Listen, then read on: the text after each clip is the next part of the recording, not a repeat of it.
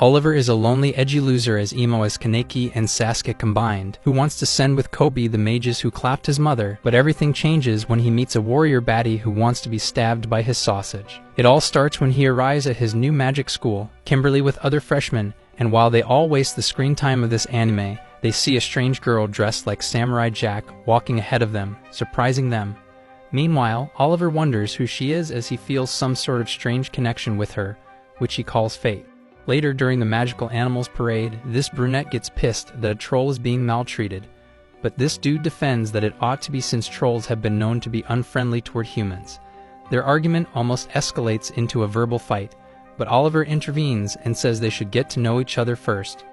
As the brunette attempts to introduce herself, an unknown magician in the crowd suddenly casts magic on her, putting her legs on auto drive, and she begins to run toward the troll against her will. Oliver and the others wonder what the heck is happening and quickly chase after her to rescue her before she runs to her doom.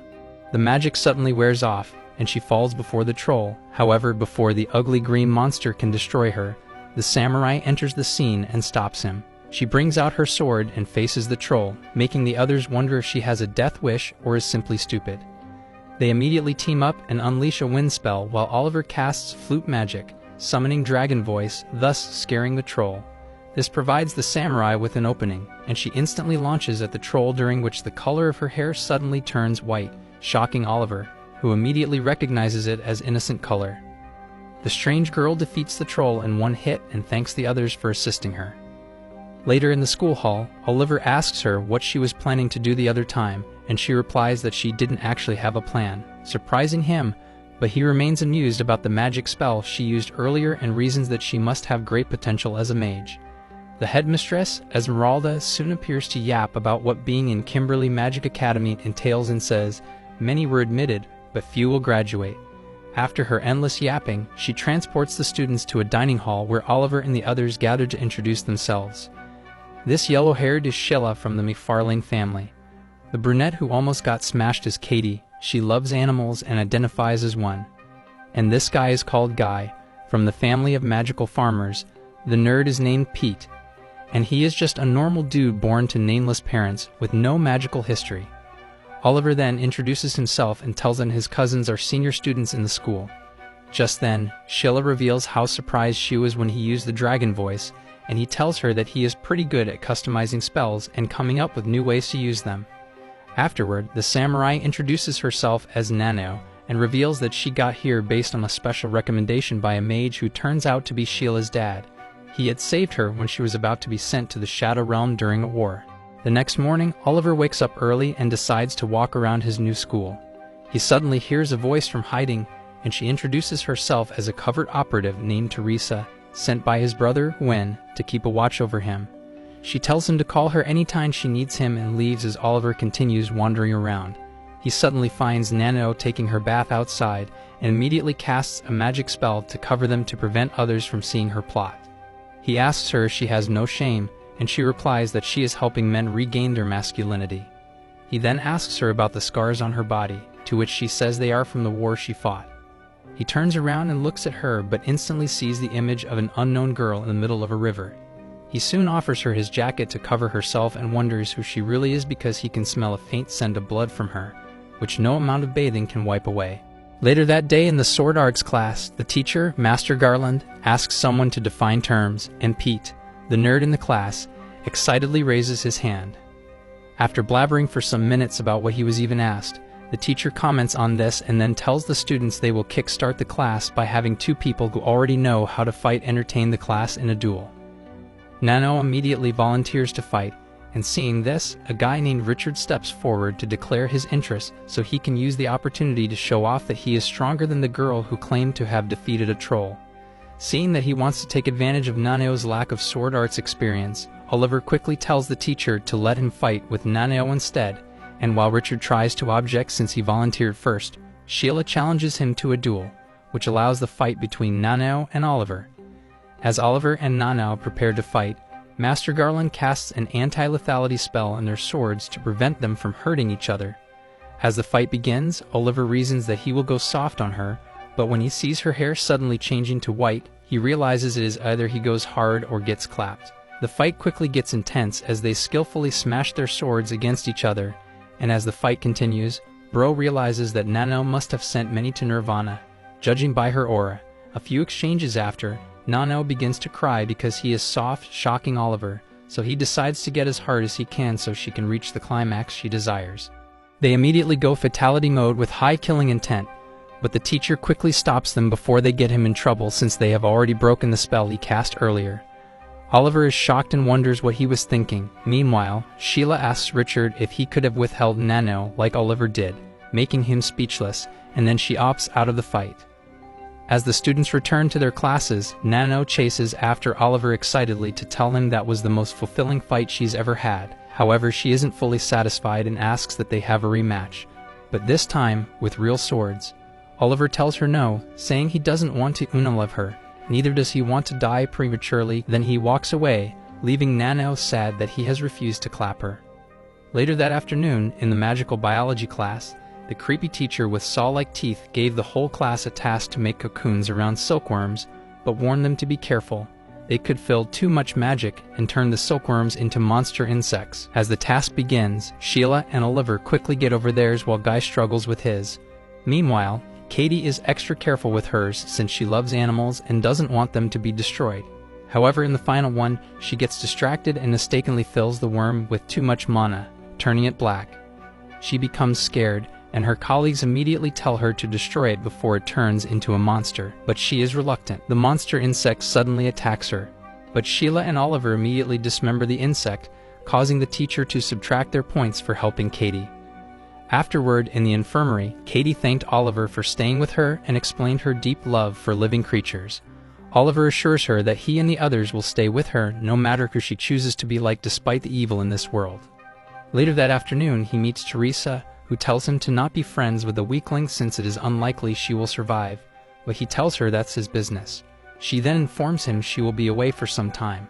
Following this, while they all eat in the diner, Pete suddenly remembers he left his book in the spellology class, and as he plans to go get it, Oliver and Sheila offer to go with him because of the rumor of the mysterious things that happen at night in the school.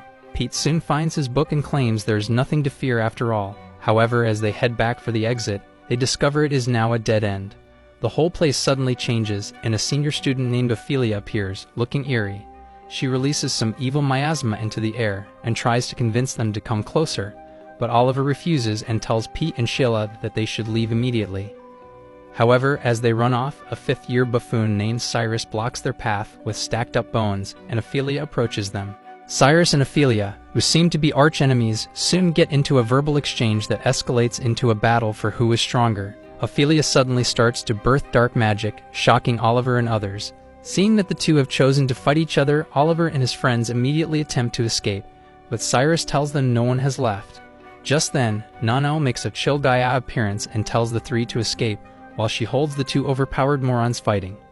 She says that someone who was supposed to die has finally found a place to do so and runs toward the fight. Oliver wonders what the heck she means and immediately follows her. However, before they can do anything, the student body president, Godfrey, suddenly unleashes a flame, stopping the fight. He then tells Ophelia and Cyrus to get back to where they came from. Later, upon getting outside, Oliver angrily confronts Nanao about what she was thinking back there, and she soon explains that she has long lost any attachment to life since the terrible she fought back in her country. She had slayed a lot of soldiers that day, and while she approached the enemy's commander, his soldiers surrounded her and would have isekai'd her if not for Sheila's father, who came to her rescue. She then says that since then, life has been meaningless to her, which is why she really wanted her wish to come through during her fight with Oliver. They wonder what the wish is, and she tells them about the phenomenon in her school of fighting called shy ways, which involves fighting and isekai'ing someone you respect and admire. Oliver is surprised to hear this garbage, and Nanao tells him that she felt the shy ways she had been looking for when she fought him the previous day, but is sad that he refused to fight him, which has made her useless ever since. Meanwhile, Sheila holds her and calmly tells her it's time to find a new way to live rather than living for the sword. They all assure her they will be her friend, and Oliver tells her to promise never to try to unalive herself again. Then she stands up and promises them all to lead a new life. The next day, during the sword arts class, Richard, still willing to show off, approaches Oliver and challenges him to a duel. Even though Oliver is not willing to fight him, he agrees to with the intention to allow him to win so the idiot can let him rest. However, Nanao notices this and tells him she doesn't want him to lose unless he is truly beaten. She begs him to give it his all if at all he is going to fight, but Richard feels ridiculed and gets pissed that they think he is some useless weakling. Later, Sheila reveals to Oliver that she and Richard grew up together, and he has always wanted to prove himself at any given opportunity. While they talk, Pete suddenly comes to report that Katie has run off to where the captured troll is said to be executed. On the execution ground, Katie blocks the executor from carrying out the deed, but he electrocutes her with magic. Her friends appear at this moment, and while he tries to attack them too, two guys appear to stop him, saying an order has been released against the troll's execution as more investigation needs to be carried out on it. Afterward, one of the guys introduces himself to Katie as Milligan, a fellow demi-human lover, and asks her to visit her anytime if she needs anything. Later, while they return to class with Katie feeling very excited, they suddenly receive a letter sent from Richard, challenging Nanao and Oliver to a fight. The next day, Katie goes to the troll and tries to befriend it. This causes a backlash of mockery from her classmates, which pisses Oliver off, so he calls Guy and Nanao to join him in beating up these idiots' asses. This eventually lands them in the detention room, and while Sheila isn't surprised to see Guy and Nanao involved, she can't believe that a good boy like Oliver is also among the offenders. Katie comes to apologize for not being able to stand up for herself, but Oliver tells her he is at fault for allowing his emotions to get the best of him. Just then, Sheila informs them that they have successfully gotten their classmates against them, and Richard will definitely use this to his advantage. She adds that the fight coming up the next day will not be fair, and Oliver stands to his feet as if he is ready for whatever the heck comes. The next day, upon reaching the battle arena, Richard shockingly informs them that there will be a fighting exhibition, leaving them wondering what that means. A few kobold monsters are suddenly released, and Richard slays them. Oliver asks what the heck he thinks he is doing as he was expecting a duel, but Richard replies that he decided to turn it into kobold hunting, him against two of them, and whoever isekais the most kobolds wins. The audience begins to cheer since they are excited to see how this turns out. Meanwhile, Katie becomes concerned for the monsters. Just then, Nanao gets pissed and calls them all morons for taking joy in something so silly, but the students tell her to say that to the gods and begin to throw bottles at her. Nanao tells Oliver that they should leave, saying she is not interested in this contest. However, she is blocked by Richard's friends. At the same time, as one dumbass goes to release more kobold monsters, he shockingly finds a more dangerous monster which sends him to the Shadow Realm instantly.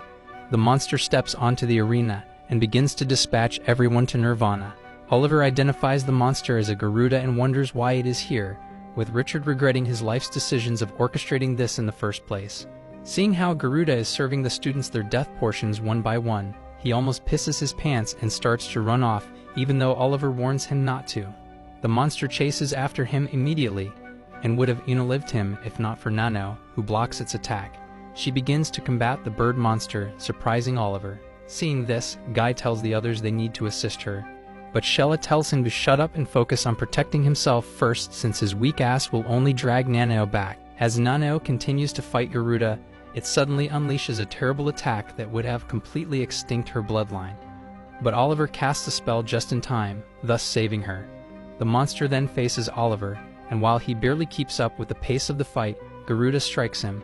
It then attempts to isekai him, but Nanao saves him too, and continues engaging the monster while Oliver manages to drag himself to safety. He casts healing magic on his wound, but Richard is also there and asks him why they are still fighting, wondering if they are not scared. Oliver reveals that while he is scared, it doesn't seem like Nanao is. He then says she is a warrior and not an ordinary like him, so he must help her and teach her how to live like an ordinary or else she might die. As he returns to the arena, he tells Richard that Nanao wanted to see how he fought too, shocking him. Oliver immediately heads back into the fight and tells Nanao he will create an opening for her so she can deal the last blow and end this. A few moments later, Oliver sees an opportunity and quickly casts a spell, creating an opening for Nanao. However, as Nanao runs toward Garuda, it quickly recovers from Oliver's spell, shocking him, so he immediately decides to bait himself so she can land an attack. Just then, Richard sends a spell attack, throwing Garuda off and saving Oliver. Nanao then makes the final set of moves and harvests the monster's head. Oliver and Nanao walk up to Richard to thank him for helping them, and they express how proud of him they are, making him emotional because he has always been called an embarrassment to his clan. The following day, Katie visits the troll again with food, hoping that it will take her food from her this time, and while she thinks it's a negative again since it doesn't respond, it suddenly grabs the food and starts eating, making Katie happy. Meanwhile, Milligan, who was already doubting her success with the troll, is surprised and cheers her. Following that, while Oliver and his friends eat lunch, he speculates that considering the occurrence from the night before, it must have been a retaliation orchestrated by the demi-human's rights activists due to the event that happened with the troll. He speculates that this is not the end, and Guy mentions that he hopes the teachers find out about this. However, Oliver tells him that the school won't get involved since they deem it just a fight between students that got out of hand. Sheila adds that at Kimberly, what happens to them is nothing special, making Guy realize that entering this academy is the worst decision of his life. Meanwhile, some classmates are glazing Nanao for defeating Garuda. Seeing that Oliver is not gaining the same attention, Sheila offers to give him a victory kiss, but he tells her he will pass. Nanao overhears this and comes to give him a kiss while demanding her own, but Oliver's cousin interrupts them. Later, during the alchemy class, the teacher, Grenville, gives them a task, and as the students carry it out, Oliver offers to assist Pete, but the overconfident fool replies that he doesn't need his help. However, he soon gets into trouble, but Oliver quickly casts a spell and covers it with his body to prevent it from exploding. The teacher is impressed and asks for his name, commending that he seems to have practiced very well to be capable of that. However, as he walks away, he tells Oliver he will remember his name and face, but warns him to watch the kind of friends he keeps. After the class, while Oliver talks with the group, Richard suddenly appears to warn him about Grenville, saying he has a track record of ruining the future careers of every talented student who came under his wing. He tells Oliver that Grenville might soon come after him too, and warns him to be careful. Afterward, he tells Katie that one of his acquaintances wants to speak with her.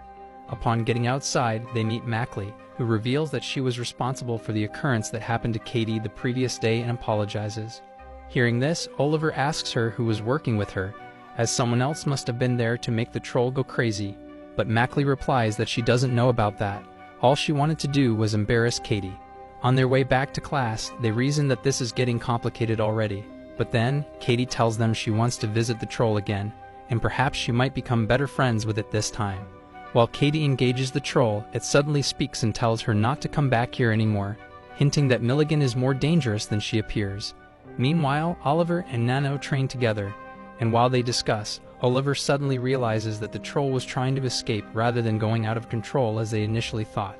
They immediately run to the troll's cage, only to discover that Katie is missing. The troll tells them that she has been taken away to the same place he used to be, the labyrinth.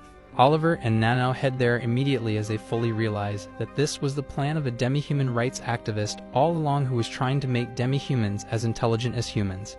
As they head further into the labyrinth, they suddenly get sucked into an unknown chamber as they consider calling the authorities, and Milligan appears before them, saying she is not allowing that. She then expresses her disgust about them isekaiing her Garuda, making them realize she was behind the incident. They suddenly see Katie lying on a slab, and Milligan reveals that Katie is the key to the progress of her experiment with demi-humans since she could get the troll to talk compared to herself. Milligan summons some surgical equipment and says she just wants to peek inside Katie's brain to know how she could do that. She then shows them the other demi-humans and cubs she has been working on, making Nanao angry, so she instantly changes her hair color and launches an attack before Oliver can warn her not to. Milligan immediately casts a spell with her enchanted eye, which begins to turn Nanao into a statue, but Oliver quickly counters the spell, saving her. Milligan is impressed and properly reads her bio to them, introducing herself as a fourth-year specialized in demi-human biology. A fight soon breaks out, and after a series of exchanges, Oliver realizes that she is not an easy enemy. Meanwhile, fearless Nanao launches an attack again but falls into a trap Milligan had already placed. Milligan then incinerates the pit, scaring Oliver, but Nanao shockingly appears amidst the flame and attacks Milligan. In a flash, Milligan unleashes a wind spell, but Nanao skillfully deflects the magic with her flood, shocking Oliver.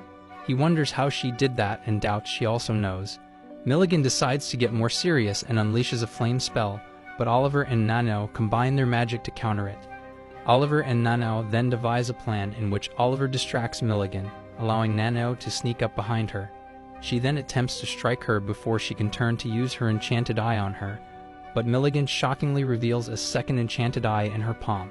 Oliver instantly fears for Nanao, but she amazingly maneuvers through the lightning speed spell by calculating some physics equations and eventually cuts off Milligan's hand. Milligan collapses immediately, but Oliver is shocked, realizing that this Jiao just used a Spellblade without knowing, and it didn't match any of the existing 6 Spellblades, which means it's the 7th Spellblade no one in the world knows about. Afterward, Godfrey and his assistant arrive, surprised they could beat Milligan without them, but Oliver wonders who informed them anyway. Following this, Katie is taken to the infirmary, where Oliver explains all that happened. But Katie remains in good spirits even after realizing that Milligan used her. This makes Oliver tear up because he also managed to protect her kind side from being corrupted. Later, on their way back to class, Grenville meets them and asks to talk to him separately. Grenville takes him to the labyrinth, and while they discuss, Oliver accuses Grenville of knowing about what Milligan was doing to the troll. Grenville tries to deny it, but Oliver tells him it was quite obvious from the fact that he was in haste to execute the death judgment on the troll, which means he was trying to get rid of the evidence. Grenville is surprised that he could figure it out, and just when he wonders if this is attributed to some special skills that Oliver has, Oliver suddenly asks him about an event that happened a night 7 years ago. Realizing that Oliver knows quite a lot, Grenville gets cocky about the event, which pisses Oliver off, and a fight immediately begins. As Oliver makes a move to slash Grenville, he instantly analyzes all the future possibilities of the fight and realizes that there is no way he is escaping death if he goes head-on with Grenville. However, he manages to find a timeline that ends in his favor and pursues that path, thus overpowering Grenville. Grenville is shocked that Oliver can use the Spellblade that should have died with that victim on that night 7 years ago. He then shockingly realizes that Oliver is that woman's son, and Oliver promises to inflict the same pain Grenville inflicted on his mom that night until he says the right words that would make him stop. Oliver begins to torture his ass until Grenville begs to taste death, and Oliver gladly grants him his wish. Just then, his brother, Gwen, his sister, and Teresa appear, and Oliver realizes that it was Teresa who told Godfrey and his assistant, Whitrow, about the fight with Milligan. Following is coronated as the leader of a secret cult, and he vows to wipe out everyone involved in his mother's death, including Esmeralda, Kimberly's headmistress. At that moment, he remembers Nanao's words that there is no joy in a blade wielded for revenge, but only in a blade wielded out of mutual love, and he desires to find out if that's true. It's all cap. 4 months later, the evil cabal has a meeting about Grenville's sudden disappearance, and they assume that he must be dead. This causes them to wonder who might be responsible, and they even doubt themselves. Sheila's father joins the conversation, and Esmeralda points out that whoever has a hand in Grenville's death has become an enemy. Meanwhile, one of them suggests that it might have been a student, and Esmeralda says the student will suffer in despair. The next day, Pete suddenly wakes up from a dream and discovers that his pronouns are now she and her. Oliver wonders what happened and tries to approach him, but Pete gets cranky throughout the day, which makes his friends wonder why he is acting strangely. Katie asks him if Guy tried to use baby oil on him or something, pissing Guy off, and he claims that he is straight as hell. Meanwhile, Pete gets even more pissed, like a girl on her period, and walks away. Just then, an overexcited teacher, who calls his name Dustin, introduces himself as their broomstick instructor. They enter the broom chamber and see a lot of broomsticks flying around, except one called the bucking broomstick, which prefers to be used for sweeping the floor instead. Nanao approaches this broomstick and realizes it's just having one of its mood swings episodes, so she yaps some motivational lingo and gets the broom to obey her, shocking everyone. She flies out on it immediately like a pro witch, leaving everyone drooling like fools. Meanwhile, as Oliver observes her, he reasons that this is the same broomstick that his mother used to ride, and he is surprised that the broom chose Nanao. Following that, Pete continues to act saucy, and in the next class, he also gets attacked during a practical session, but Oliver saves him. Oliver meets him separately and suddenly asks if he has switched sexes. Pete replies yes and shows him his new set of melons, saying he suddenly woke up from a dream and discovered he had developed mammary glands. Oliver breaks it to him that he's got something that makes him a rare species in the world of magic. He is a reversey, one who goes back and forth between two genres. Oliver then congratulates him for his new gift, but Pete doesn't understand the he is talking about, so Oliver tells him to try shooting a magic spell. Upon trying this, Pete is shocked that he can now do it, unlike before, and he wonders how this is possible. Oliver tells him it is known that each genre comes with its own special ability, and while they discuss further, Whitrow suddenly enters. He reveals that he has had an eye on Pete since he noticed something strange about him. Just then, he invites him to a gathering in the labyrinth happening later at night. As they head to the gathering that night, they meet Godfrey, who safely escorts them to the location, consisting of a gathering for people with gender-based magical traits. As the event begins, Oliver is surprised to see his brother, and then Witro mounts the stage to sing like a low-budget Rihanna. Some hours later, they return to their friends, who had been worried about where they were. Meanwhile, one guy spies on them and is pissed to see them together. The next day, while they walk around the school, the dude spying on them from yesterday appears and introduces himself as Rossi, also a first-year student. He messes up with them a little and tells Pete their paths will be crossing soon before walking away. Later in the Sword Arts class, Rossi and Pete face off in a duel, and as soon as the fight begins, Oliver and Sheila notice that Pete is all tense. Rossi and Pete quickly charge at each other, but only 2 freaking seconds later, Rossi defeats the four-eyed weakling. Rossi then calls him a princess since he is hiding under the protection of his stronger friends. This gets Pete mad, so he meets his friends to help him get stronger, and they agree to train him. The training soon begins with Oliver teaching him how to accurately judge distance. Meanwhile, Rossi eavesdrops from a corner. During lunch that afternoon, Rossi suddenly appears and claims he can train Pete faster than Oliver and Sheila can. When Sheila tells him to shut his ass mouth up, Rossi immediately suggests a challenge to the whole class to determine who the Goku of the class is. Some students show their interest immediately, even Nanao, which leaves Oliver and Sheila with no choice but to participate. Rossi then explains the game's rules, stating that each time anyone loses, he gives a medal to the victor, and whoever ends up with the most medals wins. An ugly named Audits immediately challenges Nanao, thinking she's got the advantage since Nanao is not skilled in using magic. As the fight begins, Audits immediately casts a magic spell while maintaining a distance beyond Nanao's blade range, but little did she know that Nanao learned martial arts from a monk in China. Nanao immediately maneuvers the spell with her blade and submits her very quickly, shocking her. Later that afternoon, after a training session with Pete, Teresa meets Oliver and tells him that his brother and sister want to meet him. On his way to the location, he meets Ophelia, and as he quickly tries to draw his sword, she tells him to chill his balls, saying she only wants to talk. She talks for a moment and advises him not to go on too many adventures, but to remain as a proper student for the next few months. Oliver meets his siblings not long after, and Gwen goes straight to the reason for the meeting, asking him if he really saw Nanao use a 7 Spellblade. Oliver replies that his instincts tell him yes, even though he is unsure. Oliver then says he is somehow glued to her already, and Gwen tells him that she will likely be someone who alters the essence of his identity. He advises Oliver to leave feelings aside and be loyal to her as much as he can. Afterward, as Oliver returns, Rossi crosses him and challenges him to a fight, to which he agrees. The fight heats up very quickly, and Rossi manages to land some brutal hits using some underhand tricks. Seeing this, Oliver thanks him for making him realize how inexperienced he still is, but he tells Rossi he should get ready to lose in the next 8 moves.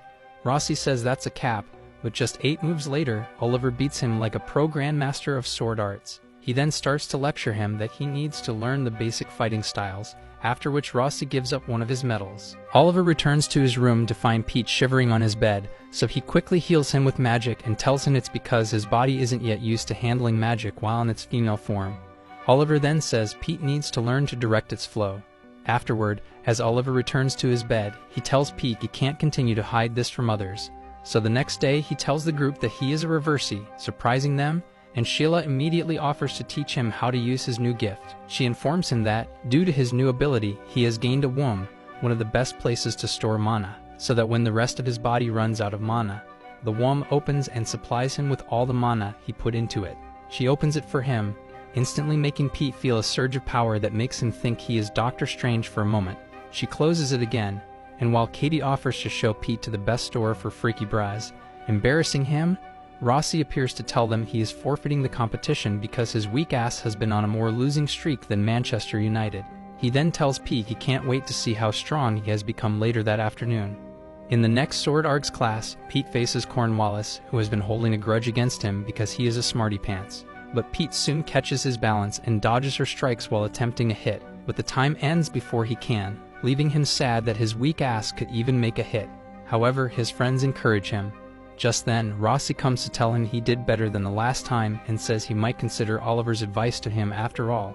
Later that afternoon, Katie receives a letter from Milligan saying she can now have the workshop she used to own as a form of her apology. However, when her friends hear about this, they consider it risky and try to discourage her. but Katie tells them how brutal the demi-human species are treated. She says she wants to be the Nelson Mandela for them and needs the help of her friends to make this possible. Hearing this, Nanao agrees to help her, and the others follow suit. Later that night, they head to the labyrinth to inspect the workshop, and getting there, they are surprised by how large the place is. The place would become their new base. Afterward, they spend some time eating some BBQ, and in the excitement of the moment, Sheila proposes that they give their group a name so that this can become more special. While they think of a befitting name, Nanao suddenly stands up and asks them to draw their swords and form a circle. They then overlap their swords to form a sword rose, a custom common to the trenches Nanao came from. She makes some TEDx-worthy speech, and then calls their name the Sword Roses, which they all agree to, wishing that these memories will last forever.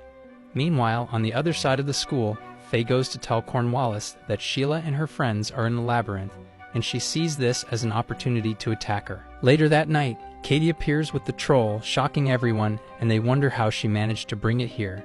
Milligan also appears, saying she is the one who helped bring it, but Oliver remains skeptical about her. Following that, Sheila asks Milligan why she gave Katie the workshop, and she replies that she is only investing in her future potential, hoping to benefit from it too. Katie then introduces the troll to everyone as Marco and Oliver move closer to him to welcome him to the group. Afterward, the group heads toward the second layer of the labyrinth, but they suddenly meet Faye and Cornwallis, who challenge Sheila and Nanao to a fight. Just then, this dude named Albright pops out of nowhere, saying he also wants to join. He desires to face off against Nanao and asks that they add Oliver to make it 3 against 3. They all head to the second layer and the fight quickly begins. However, Oliver immediately charges at Albright before he can attack Nanao, while Sheila and Nanao face Cornwallis and Faye. The battle becomes intense as Cornwallis and Sheila skillfully exchange blade attacks while Nanao and Faye play hide and seek like kids. Oliver and Albright's fight gets pretty hot, and Albright won't stop throwing shades at the poor guy because he thinks he is weak, but Oliver tells him to say to spit till when he really wins. As the fight progresses, Oliver manages to leave a cut on Albright's cheek and tells him gotcha. Just then, Katie notices something odd about the roof of the second layer and calls the attention of her fellow weaklings to it. After running around like a moron for a while, Faye realizes that this fight is tougher than he expected, and at that moment, Cornwallis asks if he will bring her victory at any cost. Faye immediately remembers when she saved him when he was younger, and since then, he has vowed to serve her. He tells Cornwallis to make the call, and when she summons a spell, he immediately transforms into a werewolf. The battle becomes more difficult as spells and strikes got nothing on the werewolf.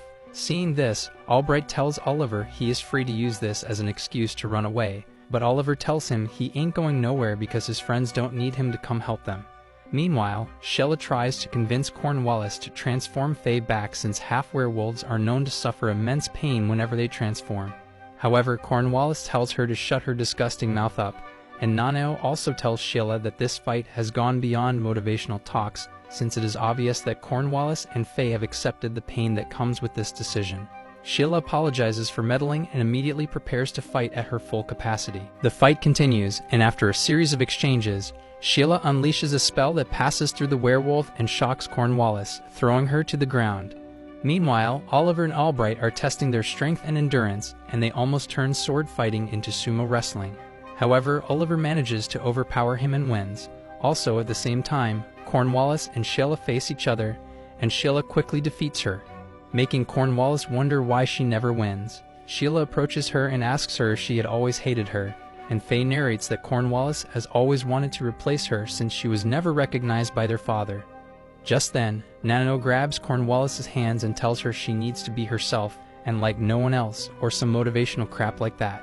This leaves a smile on her face, and Oliver, watching from afar, is having a proud daddy moment. He then tells Albright to fight with Nanao sometime, and he might feel something too, but Albright replies that he also has a story to tell. He starts to narrate how he used to play chess with a girl when he was young. He initially used to beat the girl until she got better and finally won him one day.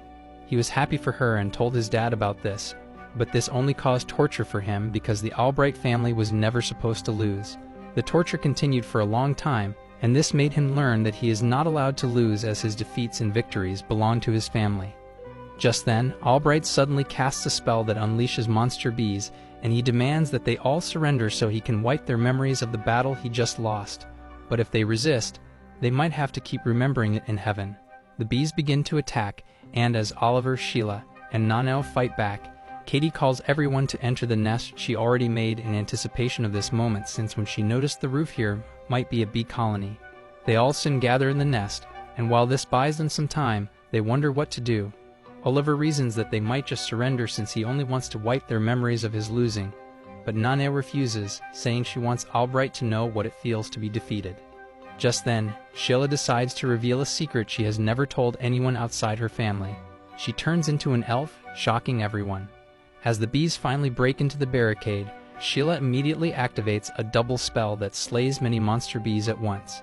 Taking advantage of this, Nanao swiftly slays the other bees and faces Albright, asking him to raise his blade. The two charge at each other head-on, but Nanao defeats him in one move, giving Albright the feeling of an excellent loss, which a part of him had always longed for. This event is followed by a bonding moment between the two sisters, and Oliver walks up to Albright in good spirits, telling them to both get stronger so they can have a rematch someday. A few moments later, just when they decide to return to the school, some ugly-looking creepy monsters suddenly appear. As they try to escape, the monsters capture Albright, Faye, and Pete. Getting back to the school surface, Oliver quickly reports the incident to Godfrey, and he replies that a similar occurrence has happened in the school. He reveals that Ophelia has been consumed by the spell, which instantly reminds Oliver of the warning she gave him the previous day not to go on too many adventures for a while. Following this, the student council body heads to the labyrinth with the mission to save the students who have been captured. Meanwhile, the Sword Roses almost get into a heated argument since it's now been days since Pete went missing.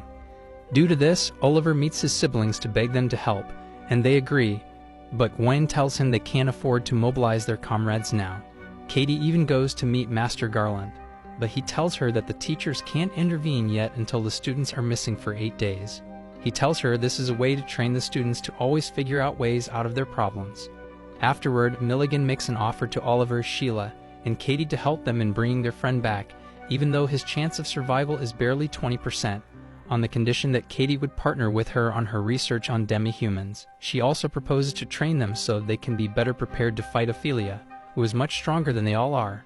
Later that night, Oliver, Sheila, and Nanao set out for the labyrinth with Milligan, leaving the other two weaklings behind. However, while Oliver prepared to leave, Guy gave him a sack of tool plant seeds, which he used for the barricade in their fight against the monster bees. Also, Milligan gives Katie her magical hand, which Nanao cut off the last time, and tells her if she doesn't return, the hand will serve as the key to access her research notes. Meanwhile, in the womb where Ophelia's captives are kept, Pete suddenly wakes up unaffected, but she doesn't know. As Milligan and the others embark on this dangerous mission, she tells them what Ophelia might be planning, and to achieve this, she captured the underclassmen so she could suck out their vitality. Sheila is surprised to hear this and wonders what she means. It is then Milligan shockingly reveals that Ophelia needs male mana only, which is gotten from their jizz, to achieve her plans. This shocks the three because this means that Pete is a hindrance to her plan since he is a reversee, and this could make him Ophelia's first target if she finds out.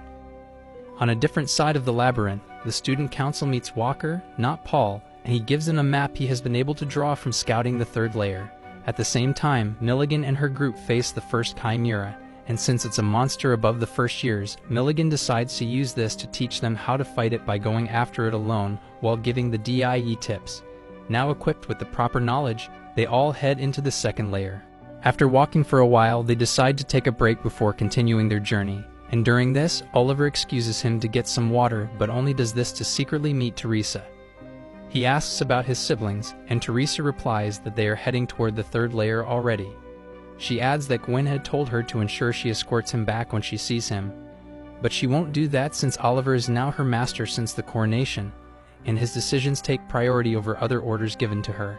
Hearing this, Oliver thanks her and tells her to scout the area and take care of any dangerous monsters on their route, but tells her not to be reckless.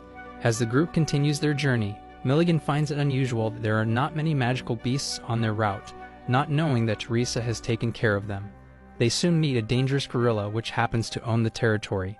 Milligan tells them to avoid showing fear and then approaches the beast to have a conversation. A bro doesn't give a shit about what she is spitting, so she prepares to attack. However, Nanao stops her and decides to put her motivational skills to use, which calms the monster and it frees the way. Milligan is surprised and wonders how she did that, and Nanao tells her that's why she is the goat. On a different side, Cornwallis is also on a mission to save Faye, and she takes Lynette with her, who is also a fourth year. A few moments later, a monster insect suddenly appears, and the gorilla immediately tries to withstand it. But the insect harvests its big head in a slash, shocking Nanao and the rest.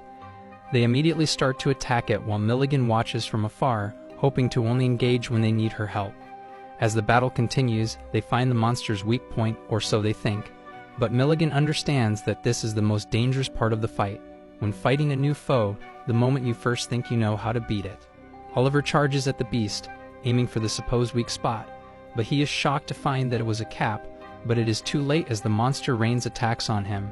Milligan immediately gets into action, hoping that Oliver is not yet dead, but as she draws near, she surprisingly finds out that Oliver outsmarted the monster. He tells her he had anticipated this and then deals the final blow, defeating the beast.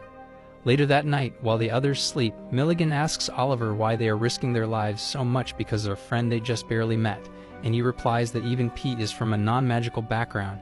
He stood with them to save Katie the first day they met instead of running away, and that made them all happy, so they are willing to stand by him too no matter what happens.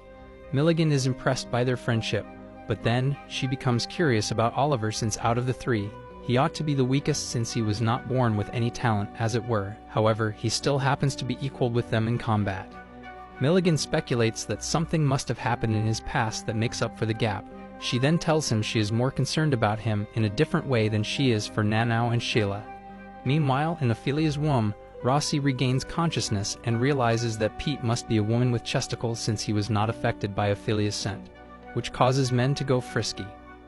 He tells Pete he has to escape or Ophelia will unalive him if she finds out. To help him escape, Rossi pierces his body and brings out 3 orbs, the explosive and smoke orbs to help him break out and the distress orb to use to call for help. The next day, as Milligan and the group continue their journey, Oliver starts to feel freaky, and he tells Nanao not to move closer to Haim or she'll have a baby. Nanao wonders what is happening, and Milligan tells her that Ophelia's scent is beginning to affect him, but stupid Nanao remains clueless. They soon get to a river and prepare to hop on a boat, but before that, Milligan tells them she wants to teach them how to walk on water. She shows them while explaining the principle taught by Jesus Christ, and Nanao decides to go first, but the idiot sinks immediately. Oliver goes next and gets it immediately. After that, he calls Nanao to join him, then Sheila joins them. Cornwallis and Lynette also arrive at a different side of the river, and they immediately ride their brooms to cross it to the other side. Meanwhile, as Milligan and the group cross the river in a boat, Cyrus suddenly blocks them, scaring them. Milligan tries convincing him to let them go, but he replies that he might as well just use them here since they are going to die in Ophelia's hands anyway. Just then, Sheila tries to do what Nanao does the most, motivational talking. However, Cyrus tells her to cut the... Meanwhile, Milligan uses the opportunity to release some mana, which immediately attracts the chimera Ophelia had placed in the river. It attacks Cyrus instead since he has the strongest mana, giving Milligan and her group the opportunity to escape. While Godfrey and Whitrow walk through the second layer, they remember when Ophelia joined Kimberly Academy as a freshman. The first time Godfrey saw her, his dragon suddenly mounted up, but he forcefully tamed it with a spell. He continued to punish his dragon this way whenever he saw her till it learned not to rise again in her presence, and then he offered to be Ophelia's friend. Afterward, he made her join the watch team, but the students hated her because of the special attention Godfrey gave. They accused her of controlling Godfrey with her scent, saying all her weak ass knows how to do is to seduce men. This awakened her evil side, and she began to isekai everyone who mocked her. Back to the present, Ophelia decides to kickstart her plan and heads out immediately, allowing Pete to break out. He exits the dungeon and instantly breaks the distress orb, hoping someone will notice. He starts to faint as he longs to see his friends again. A few moments later, Oliver and the group find him, and he breaks out in tears as Oliver embraces him. Just then, Ophelia appears amused that she caught a reversi. Milligan tries to do what Nanao does, asking Ophelia to allow them to go since they are not here to hinder her plan. But Ophelia replies that she is no more human as she has now reached the pinnacle of the Salvadori magic. She immediately starts to recite an incantation, and no matter how they try to stop her, they fail until she covers them all in her grand area. Now, with no means of escaping except Ophelia removes the spell or dies, they all prepare to fight her.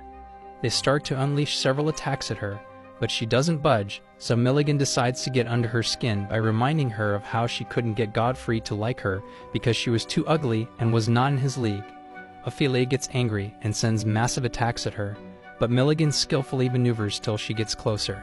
Ophelia captures her with her chimeras, but Milligan suddenly pulls her trump card by using her enchanted eye on her, which immediately petrifies her. However, Ophelia breaks out of the rock and reveals that she stopped being affected by petrification curses long ago. She starts to torture Milligan, but Milligan is like that stubborn Yunjin who wouldn't stop talking no matter how much you bully her.